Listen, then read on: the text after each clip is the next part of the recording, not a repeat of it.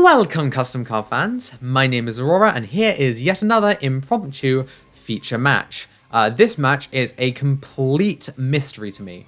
I have no idea what either of these players are playing. Well, okay, I have an inkling of a guess. I think 46 is the elusive final countdown player in this battleground, whereas Butterbara's deck has only been labeled so far as DPE. But I have no idea what that DPE means. It's not Destroy Phoenix Enforcer, because that card's banned. So I don't know what this is going to be, and I am very excited to find out. This has just come off the back of me trying to record another feature match. However, both of those duelists were incompetent and couldn't resolve their chains, effects, or cards correctly at all. So, oh, they also didn't know how to EXU summon, so that might give away as to who it may have been. I think we're going to see 46 winning the die roll here. Oh, DPE. The PE is Paleo Eldlich. What's the D? I'm scared now.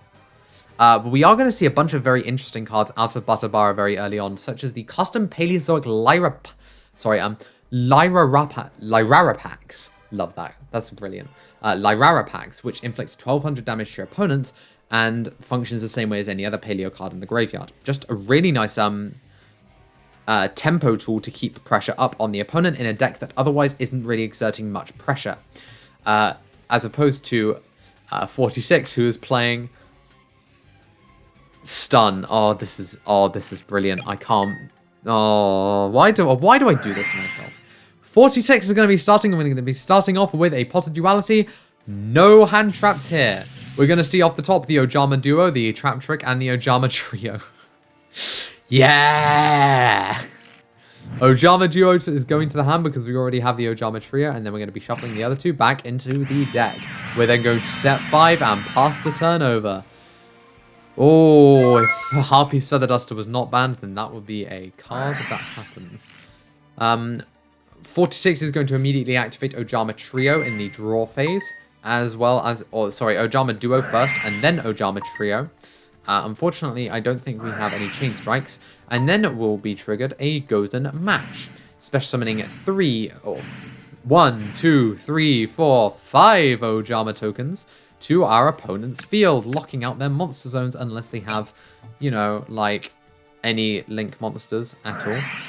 Butterbara is going to start off by going Pot of Prosperity, banishing 3 cards from the extra deck, presumably because we want to keep those link monsters in there so that we can use up these tokens. And we're going to see off the top a Breakthrough Skill, a Huaquero of the Golden Land, and a Paleozoic Morella. Morella is going to be the choice here. I thought it might be. It's an exceptionally powerful card in a deck like this. And we're going to see the Huaquero go back because we already have one in hand, and the Breakthrough Skill go back into the deck because I have a feeling it's not going to be particularly useful against a deck like this. We will then also set 5 cards and pass the turn. Oh, very interesting. Unfortunately, we won't be able to get to use any of the paleo effects in the graveyard because we do currently still have a full field of monsters. We're going to see 46 set 1 card and end the turn, which will at the same time see a Paleozoic Lyrarapax be triggered in order to inflict 1200 damage to his life points. We'll then trigger the effect of the Morella, sending from the deck to the graveyard the Conquistador of the Golden Land, and then we will trigger the effect of the Trap Trick, banishing the Paleozoic Olanoides, setting another one from the deck. We'll then go Olanoides effect to pop the Golden Match, which will be met with a Dark Bribe, allowing us to draw a card, and the effect will be negated. And then on res, we will activate the effect in the graveyard of the Huaquero of the Golden Land, Conquistador of the Golden Land, in order to banish it from the graveyard and set from the deck the Eldlich of Scarlet Sanguine. We will draw, and that's what the D is. The D in DPE is Dogma. It's religion. And we will see Rivalry of Warlords. Only light beasts for you. Otherwise, we could have maybe summoned this Dogmatica Ecclesia the Virtuous. We will set 1 and pass the turn. 46 is going to really need to find access to a final countdown soon in order to start putting a clock on this game, quite literally.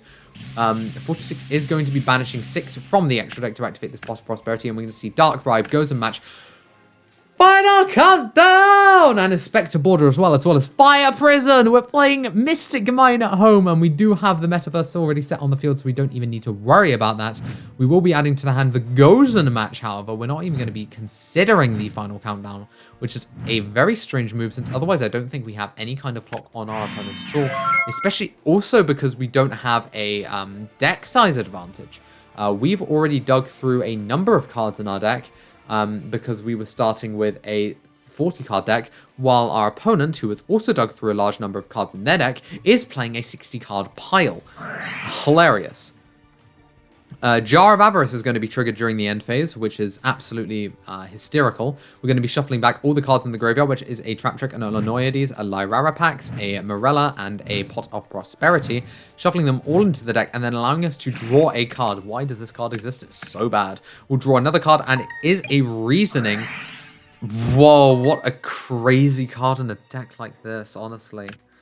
We will be sending from the extra deck to the graveyard with this Nydia Servant, a Elder Entity Entis, and adding from the deck to the hand the Dogmatic Affleur, the Knighted. Will then trigger the effect in the graveyard of the Elder Entity Entis, sending to the graveyard the Rivalry of Warlords. We finally have the ability. No, we do not. We cannot tribute summon a Fleur the Knighted, because these tokens cannot be tributed. 46 is going to draw, and it's going to be an Ojama Duo, which is a nice backup piece. We will then draw, and it's a Dynamicious, and we will pass the turn. This is game. Final countdown! Pay 2,000 life points, and the counting begins. I thought I was teaching people to count in this Battlegrounds by playing Numeron, but instead we are in fact going to be counting with Final Countdown. We have reached 1. We will then activate the Dynamicious, pitching the, what's it called, from the hand, the Reasoning from the hand, since we are not having our monster zones open anytime soon, I do believe. We draw, and it's a Charge of the Light Brigade. What an absolutely exceptional card. But unfortunately, I don't actually know how much it does on this board. Yeah, we're just going to pass, and that's going to be 2 on Final Countdown. We're going to go main phase 1. Set Ojama Duo, activate Card of Demise. Card of Demise for 3. Jesus shit. One of those Pot of Duality. If we can see Inspector Border off of this, we're just living. Border! Oh dear. This border is, I believe, just going to be here as almost moral support. I think we're just going to be summoning it and not beating over any of these tokens. We're setting it and pitching both of these. Brother. Okay, so there go our 2 other Ojama Duos. We're just going to draw and pass. This Final Countdown, we are in fact counting. We're just going to count again and go to 5. We're going to set a card and pass the turn. It goes up to 6. We're going to draw, and it's another Inspector Border. We're going to set 1 and pass. We're going to draw another card, and it's a Lost Wind. Still not quite what we want. We're going to draw a card, and that Final Countdown is getting dangerously high. We're going to be going for a Fire Prison in order to stop any monsters that are not Link monsters from attacking.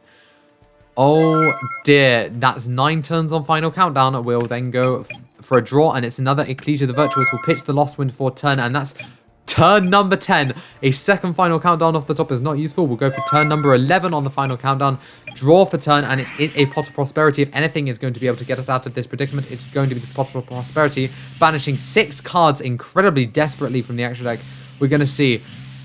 Ooh, Cursed Eldland is a really nice card. Okay, we're going to be seeing these cards going back into the deck, including this and Lightsworn Incenser, which is what the Charge of the Light Brigade is for, so that we have the ability to send cards from the top of our deck to the graveyard, which is an excellent tech with the Reasoning because of the amount of traps that we actually want to have in the graveyard. We'll then go Cursed Eldland effect, pay 800 life points to add from the deck to the hand the Eldlich the Golden Lord, and then we will go effect of the Eldlich the Golden Lord, sending itself and the Cursed and the Canadia to the graveyard in order to dump the Gozen Match to the graveyard. Unfortunately, there are no monsters on the field. No Link monsters on the field. So we cannot activate the effect of the Eldlich, the Golden Lord. We will instead activate Canadia to Book of Moon the Inspector Border, and then go Golden Lord. Ah! Gaming! We will then link off a token to summon a Link Spider, normal summon Ecclesia the Virtuous, and use Ecclesia's effect to add from the deck to the hand the Dogmatica Punishment. We will then link off the Dogmatica Ecclesia the Virtuous, the Link Spider, and the Ojama token in order to summon the Nightmare Unicorn. You need to take 600 points of damage. Wait, do you? Actually, I don't remember. Is it just when they're sent to the graveyard? No, so each time one is destroyed. Okay. It's not whenever they leave the field. I thought it might have been when they leave the field. Okay. We'll then link 2+ monsters with different names, summon a Nightmare Unicorn, and use Unicorn's effect, Pitching Punishment, to spin one of the Inspector borders back into the deck. We will then go the effect of the Eldlich the Golden Lord, sending the Eldland to the graveyard to special summon itself and increase its attack points, or add itself from the graveyard to the hand and then special summon itself to increase its attack points. Then we'll go into the battle phase and use Unicorn to beat over the other Inspector border and beat indirectly for... We cannot beat indirectly because of fire in prison, baby! Let's go! Mystic Mine at home! But we do still have 2200 every turn with the Unicorn, which does put 46 on an unfortunate clock.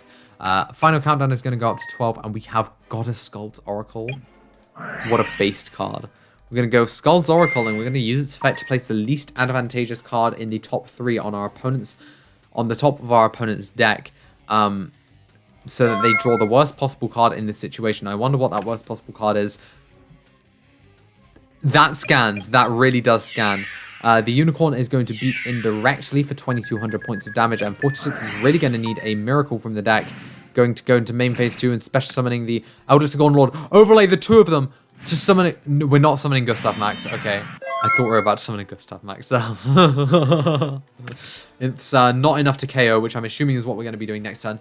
Unfortunately, the top deck is a Dark Bribe, which is not going to be enough to do it, and I believe we're probably going to see 46 scoop up the cards here. Going to go to M phase, and that's a final countdown. Scarlet Sanguine's effect is going to trigger in the M phase, setting the Conquistador of the Golden Land from the deck. We're then going to activate the Jar of Avarice, shuffling back a bunch of cards from the graveyard into the deck, including the Elder Entity Entis and the Nidia Servant, which are just a bunch of great cards we want to have back in rotation. In order to draw a card in its breakthrough skill, we'll draw a card in its Lost Wind, and then we'll go into the battle phase, swing in directly with the Unicorn, and then we will go to main phase 2. We don't have the Gustav. Did we banish it with the Prosby? Oh no. Oh, 46 has a chance. It's an Inspector border. I don't think that's enough, unfortunately. I mean, it's enough to block an attack from the Unicorn. But unfortunately, we do have Conquistador on the field, I suppose. We are stacking the top cards of our opponent's deck in order to try and make sure that they draw into the worst cards possible. And that card in this situation is going to be Sanguine. We'll beat over the Inspector border, turn 17 on countdown. We'll draw and it's Trap Trick, but I don't think we don't have enough zones available. We may simply activate Metaverse so that we can get the zone available. No, we're just going to pass the turn. I feel like that might have been winnable. I don't think it's possible to know unless we see 46 coming out with Threatening Roar or Thunder Ruler next turn or next duel, if that was winnable or not, because I feel like we could have activated the Metaverse in order to add to the hand a Fire Prison. What an interesting duel, and such a close duel as well for such a control versus stun game. And in these situations, control is usually heavily favored because it does much of the same things that stun does, but it does do them with an extra offensive pressure that stun is unable to achieve. That means that Eldlich is just a complete wall to most of 46's strategies. 46 here will begin with a normal summon of Inspector border, and then an activation of Goddess Skuld's Oracle, and then we'll see an activation of Goddess Skuld's Oracle in order to look at the top 3 cards of the deck and reorder them in whatever way we would like. That will be the least advantageous position for Battleground, so I can't wait to see another Pot of Avarice coming off the top of the deck, and then we'll activate the effect of the Pot of Avarice in order to banish the top 3 cards from the deck. That is a final countdown, but unfortunately it's not very good in this hand where we don't have any ways to extend the game. We will activate Pot of Prosperity, banishing 6 from the top of our deck, and since our opponent does not have any negation of any kind, we will be able to see what cards are coming off the top here, and we're going to be grabbing a Judgment to our hand over the Trap Trick, the Ojama Trio, the Card of Demise, the Inspector border, and the Pot of Duality. We'll then see a set 3 and pass, and our opponent is going to draw. 46, you gave him this. Are you throwing, specifically? In draw phase, Ojama Trio summons tokens that are treated as face up. Chain Rivalry of Warlords! This is type. It's not even attribute. If this was Goza match, it wouldn't have mattered because of Anne. Because these tokens are light monsters, and so as Anne, we would have been able to do that. Unfortunately, we can now only summon beasts. So we will set 3 cards and end the turn. And off the top is a Goza match. What an absolutely incredible draw. We'll go to main phase 1 and we'll trigger the effect of the Goddess Skull's Oracle. Look at the top 3 cards of the deck and figure out which one of these is the worst. It's that one. I wonder what that card is. We'll switch the Inspector Board to defense position and pass the turn. In the end phase, we'll activate the Paleozoic Olenoides, popping the Solemn Judgment in the Spell and Trap zone. Then we'll activate the effect of the Paleozoic Dynamicius in order to banish the Rivalry of Warlords from the field and discard the Eldlich of Scarlet Sanguine. What an incredible pitch as well. On resolution, we'll activate the effect of Scarlet Sanguine in the graveyard, which is a bit surprising considering we do have the Olenoides in the graveyard ready to summon. So that is slightly strange. Then we will activate the effect of the Scarlet Sanguine on the field. Can we do that? We can't do that. Because we've already used the effect of it this turn. I suppose it's fine. We'll summon the Dynamicius from the graveyard. Honestly, I come out of a different duel to get away from people not being able to play their cards, and I come into this duel where they're also not able to play their cards. Unfortunate. We will choose to send everything to the graveyard apart from our light monster, which will allow us to oh yes, but the tokens are in fact light monsters. But however, this will allow us to summon the Conquistador of the Golden Land and pop that Goza match, and then we will summon the Link Spider and link 2 into an IP Masquerena, which is just 2 non-link monsters. This card's material requirements are absolutely crackpot. We will then link summon the Nightmare Unicorn and use its effect, pitching the evenly matched to shuffle back that Inspector Border. Normal summon an Anne Lightsworn Incenser and excavate the top 5 cards of the deck, sending them all to the graveyard. Swinging in direct here with a Eldlich for 25, the Nightmare Unicorn for 22, and then the 1100 off of the Anne Lightsworn Incenser. We'll use the effect of Anne, allowing us to gain 100 life points for each card in the graveyard, which is going to be an extra 1500 life points because there are now 15 cards in the graveyards, setting the Dogmatic Punishment and ending the turn with an effect of Eldlich of Scarlet Sanguine in the graveyard, setting a Conquistador of the Golden Land, and I think that is just going to be the end of the game. I don't think anything that 46 top decks is going to be able to trigger that. Oh, and also in the end phase, the mandatory effect of Anne, like this is a detriment, will allow us to mill an extra Eldlich. Damn!